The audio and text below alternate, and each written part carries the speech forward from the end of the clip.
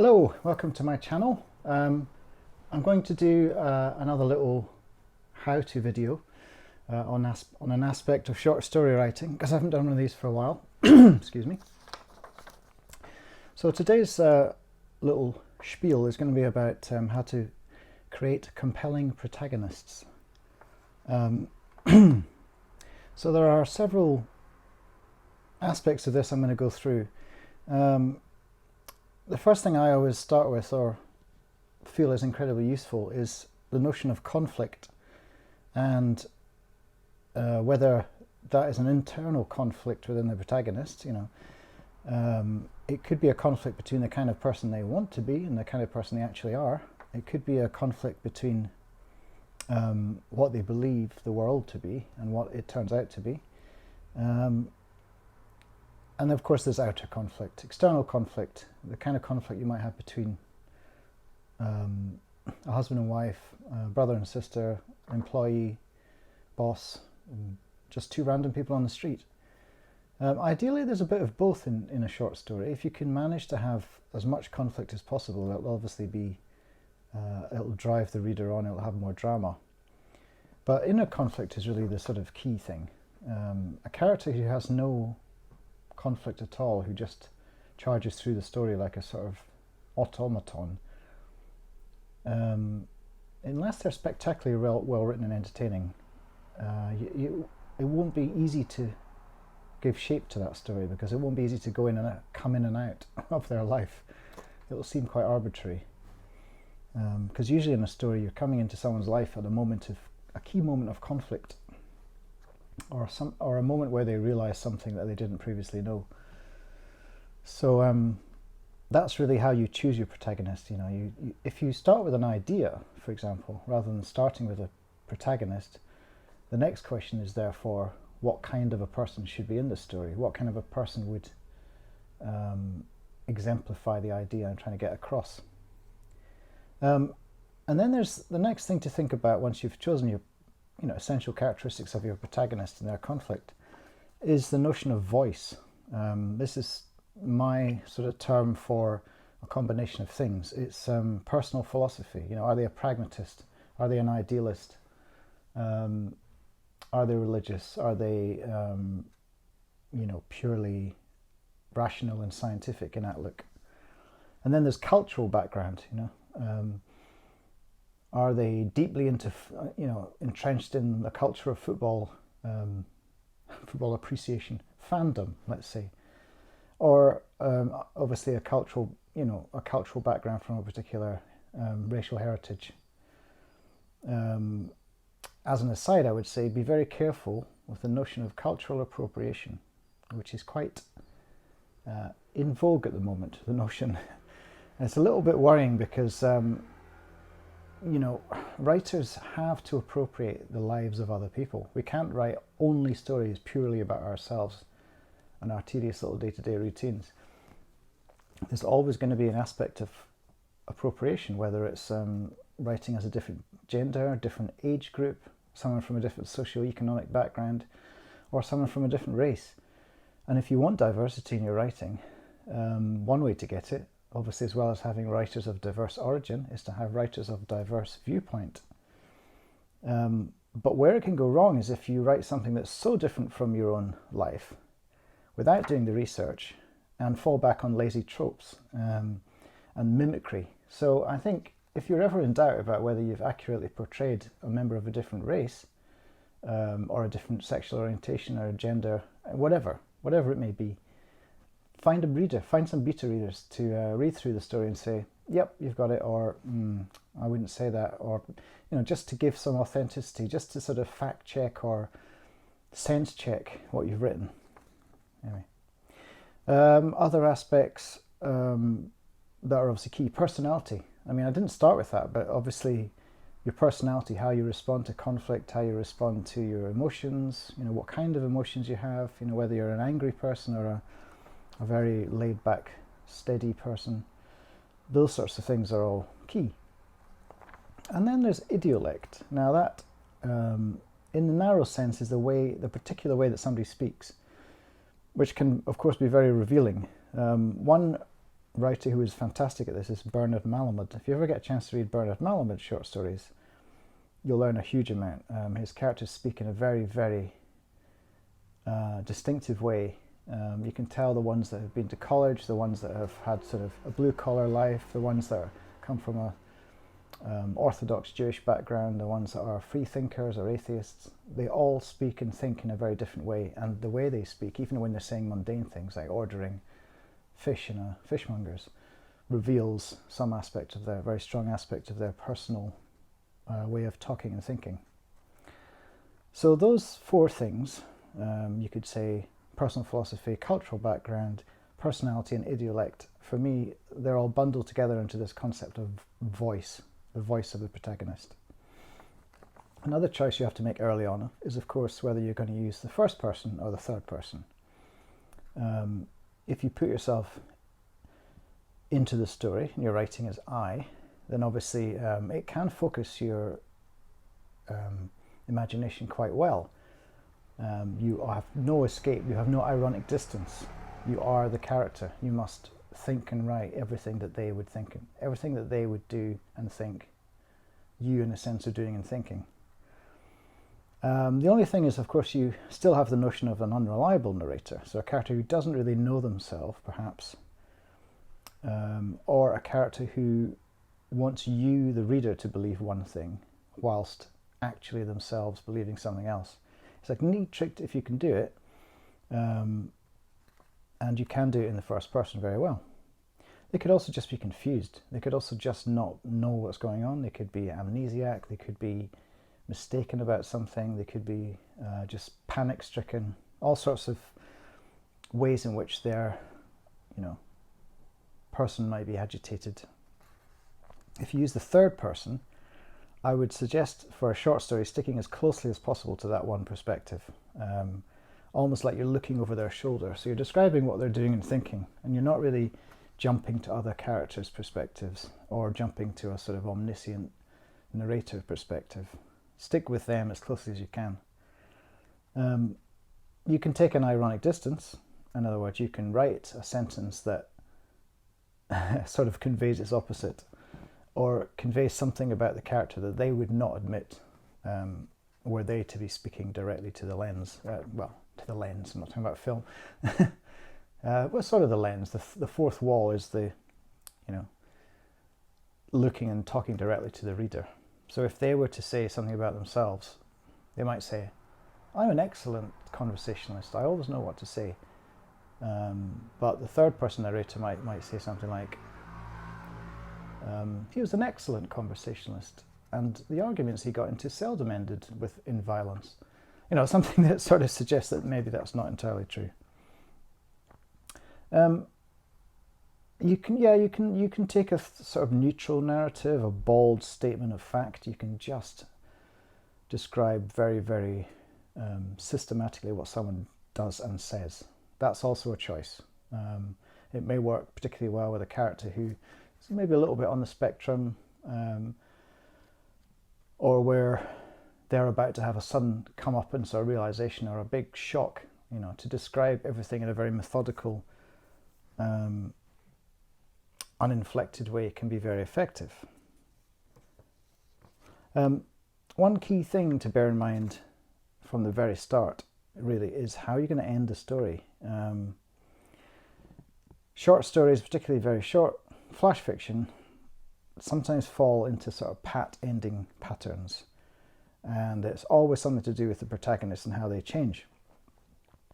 The worst of which I always find the learning ending, which is rather yucky. If you ever were a fan of the TV show Seinfeld, they had a kind of motto, I believe, when they were writing, which was I think it was something like no learning, no hugs, something like that. So, the moral at the end of the story, the Aesop's fable type ending, but transposed to the modern world. It might be the case that your character does learn and change, but it should never be stated. It should be sort of be implied or suggested or hinted at. I feel, anyway. Changing, the character changing. Again, I still feel a little bit odd about that, because I'm not sure once you become something like 17 that you actually really change that much. I think your behavior may change. How you control your emotions and impulses and desires and ambitions and whatever else, that may change. But your core personality, I feel, is forged. Now, it may change gradually, very, very slowly over time. And it's often been noted, for example, that people become more conservative in their outlook, possibly grumpier as they get older. But within the time frame of your story, it's unlikely that a personality will change. Unless you're writing a science fiction story, in which they've taken some sort of strange personality-changing pill or something. A moment of realization that may promote change. Now that's a good idea. That can really play well. The character's kind of rocked back in their seat and made to think about something. And you don't need to say what happens next.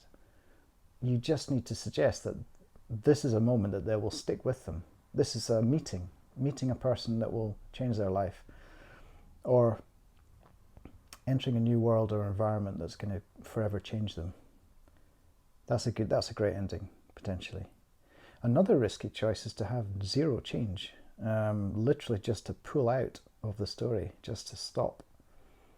And that can be very effective. I don't necessarily believe you need to have a third act, where everything kind of ties up neatly with a bow. Not in a short story, and particularly not in a very short story. But I might be unusual in that respect. Yes, so those are really the options, at least the ones I've thought of, for how to end your story with regards to your protagonist. So here's some very vital things to bear in mind. Consistency. Once you've decided on the personality and the voice of your protagonist, they must be consistent. They mustn't just suddenly do something that's way out of character. So bear that in mind as you sort of design your plot. There are certain things that your character would and would not do in a given situation. So if you need someone to do something dramatic, it may not be that your protagonist is the one who does the thing that sets off the action. It might be something else that happens external to them. Your protagonist must have interest. They must be interesting to this. It's kind of obvious, really, but I want to stress that this is not likability. You can write about an absolute bastard. You can write about someone who's psychotic or sociopathic, really dislikable in every respect. As long as there's some fascinating aspect to their character, what they're doing, what they want, and you want to find out whether they succeed or not. Or they're just so damn entertaining that you want to spend more time with them, then that's okay. There's got to be something there, obviously.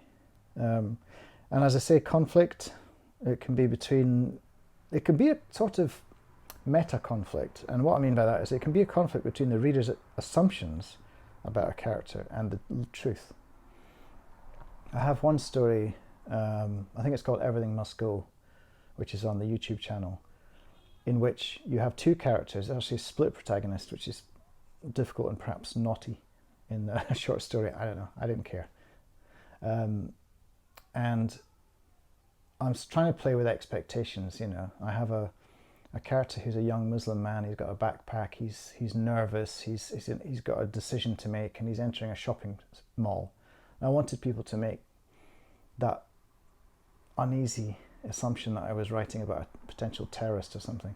And then I had a late middle-aged white man with a briefcase or something. I can't remember, not briefcase, like a hold-all, like he's been playing tennis or something. And he's quite angry, and he's he's also agitated, but in a different way. And they bump into each other. And anyway, I'm not going to tell you the whole story. Watch the story and you'll see what I mean. But at the end, the reader's perhaps stereotypical assumptions about both characters are undercut. And so that's what I was trying to do with that one.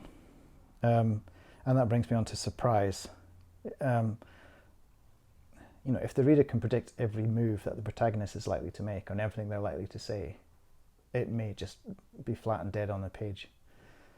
So if there can be some surprise within the constraints of what's possible for the character, and yes, it can be an external surprise, but it's nice if they, if something comes out from them that they didn't expect, but that nevertheless does can be incorporated within their voice, as it were, then that will be quite satisfying for the reader. And yes, to reiterate, an easy way to think of it is, do you want to spend time with this character? Not physically in the real world, but do you want to spend time with this creation on the page, and in your mind for the length of time it takes to read or listen to it? So I've got some examples from the YouTube channel that you might want to have a look at. Story number 71, Imaginary Landscapes. I've got a character, Frank Tarlow. He's, I think in his 50s, he's a bit of a loner, slightly alone. Well, I think he's more of a loner, not rather than lonely. He's alcoholic, he's embittered, he's a painter, and he's quite gruff. So we think we know him. There's a flashback that tells you, and he's also an amputee. He's had some traumatic accident that's resulted in him losing one hand, and he's had to learn. I think it's probably the hand he paints with. So he's had to learn to paint with his other hand. And then someone appears at the door, and without giving away the story, hopefully the audience knows, the reader knows enough, or the listener knows enough about him to know what to expect and to be surprised by what happens. And there's a line, I've used a bit of video lecture, I've used a line of dialogue there that reveals his character early on, sort of halfway through the story, where he says he's offered, it's a flashback to when he was being offered various rehabilitation options after losing, in hospital, when they're thinking of operating on him and telling him what the possibilities are. And basically it's either you can keep two fingers on one hand, but we're not sure you'll have much flexibility, you won't be able to do much with them. Or we'll take the whole hand off and we'll give you a prosthetic. And he says, I'll take the cyborg option. So you can tell from that he's got a bit of a dry sense of humour and an unsentimental attitude to his calamity. And then we've got story 73, Merry-Go-Round. Alice, who's a rather lonely double divorcee, mid-40s. She's got a lot of empathy. She's quite warm and open, but she tends towards melancholy. And she goes on a date. She's already very jaded about dating, internet dating. So it looks like this one's not going to go well. It's going to go like the same as all the others. And then she does something which is still within the bounds of her personality, but maybe if you were to see a Venn diagram of behaviours, it's in the outer ring of rare behaviours that she's capable of. Yeah, so Alice does something that is kind of within the boundaries of possibility for her character, but sort of slightly unusual, and things change for her. And then finally we have story 4, which is Thermals. And then in this story there's Hector, who's a kind of world-weary, macho, opinionated, disdainful Cessna pilot. And the first thing he tells us is that he hates Dr. Susan Gleason, who he finds patronising and overeducated and a bit silly. And of course, it has the structure of a rom-com, so unusual things happen, and both characters reveal their true natures. But it's still from the point of view of Hector, so he's very much the protagonist. So anyway, have a look at those stories and you'll see what I mean, hopefully. And if you've enjoyed this, please share it with others, and I will see you again very soon. Thanks for listening. I'll be back with another story very soon. Thanks.